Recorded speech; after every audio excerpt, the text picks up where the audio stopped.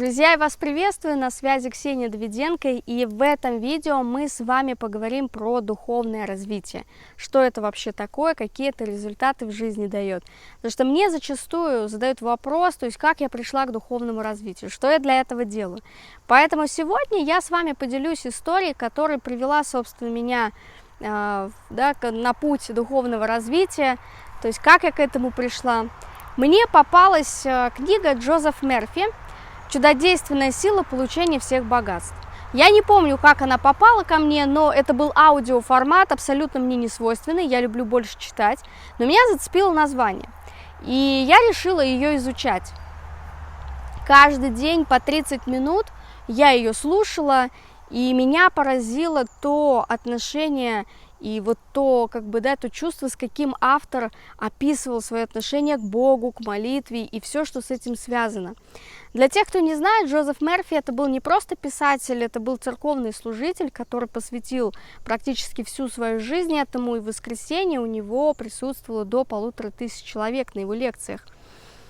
Поэтому меня, конечно же, поразило вот это его отношение, это перевернуло в какой-то мере мое сознание, потому что несмотря на то, что я ходила в храм, несмотря на то, что я читала молитвы, я все время где-то летала, я все время улетучивалась в своих мыслях, и по сути ты как бы делаешь какой-то процесс, да, то есть читаешь молитву, но ты в этом процессе не присутствуешь мысленно, ты не присутствуешь душой.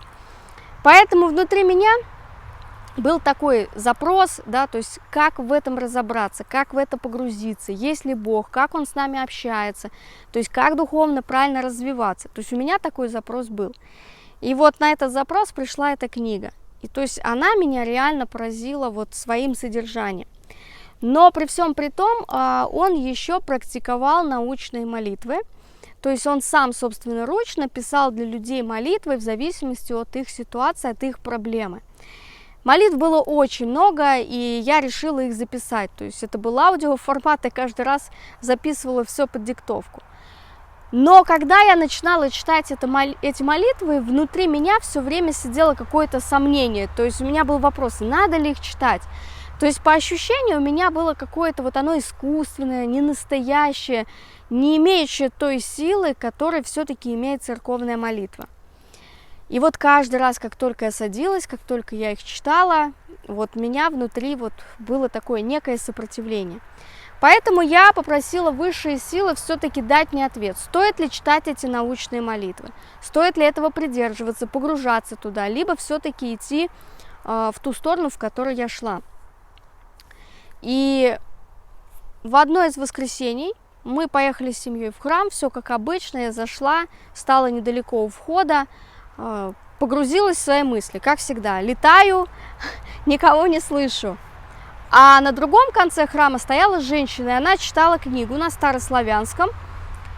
И вот в этот день у меня было ощущение, что она как будто читает мне в ухо, хотя у нас было достаточно приличное расстояние. При всем при том, что те вопросы, которые я задавала внутри себя, она прям читала мне на них ответы. Я четко понимала, что она читает, о чем она читает, несмотря на то, что это старославянский язык. Я переместилась поближе к ней, встала, стала четко слушать слово за словом. У меня внутри прям голос говорил, тебе нужна эта книга, 28-я страница. Что это за книга? Почему 28-я страница? Я тогда не понимала, потому что не знакома была с этой книгой. Но голос был настолько четкий, что я не могла на это не обратить внимания, да, или проигнорировать как-то. После того, как она закончила читать, я подошла к ней и спросила, что за книга. На что она мне ответила, что это «Житие Ефрема Сирина», 1 том. О таком святом я слышала впервые. То есть я, в принципе, уже читала святых, да, их житие, но это были в основном такие известные, да, как там Ксения Петербургская, Матрона, а про Сирина я вообще ничего не слышала. Я пришла домой, в интернете загуглила, нашла, их оказывается 8 томов.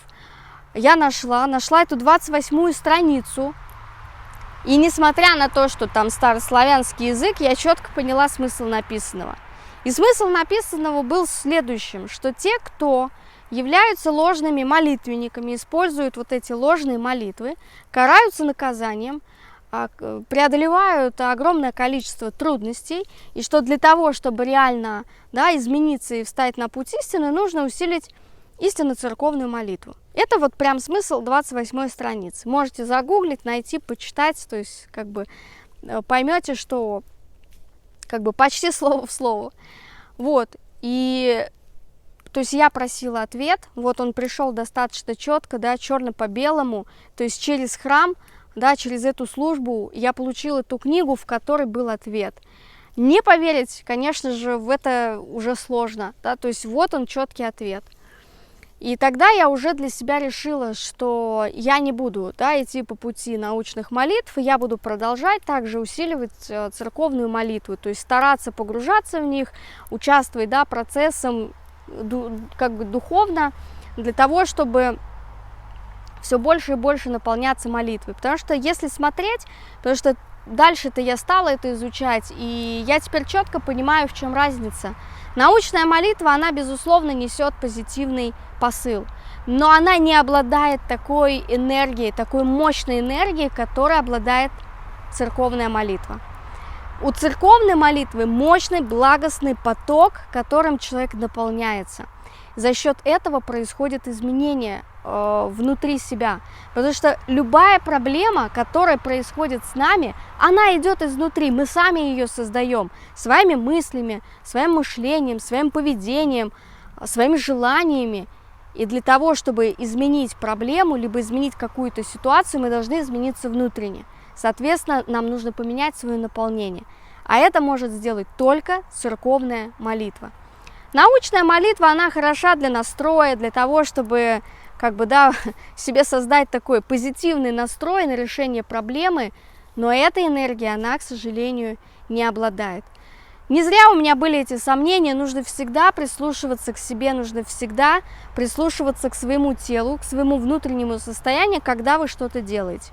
Потому что если бы я тогда проигнорировала это сопротивление и пошла бы в сторону научных молитв, вряд ли я бы пришла бы к тому результату и к тому духовному развитию, на котором я сейчас нахожусь.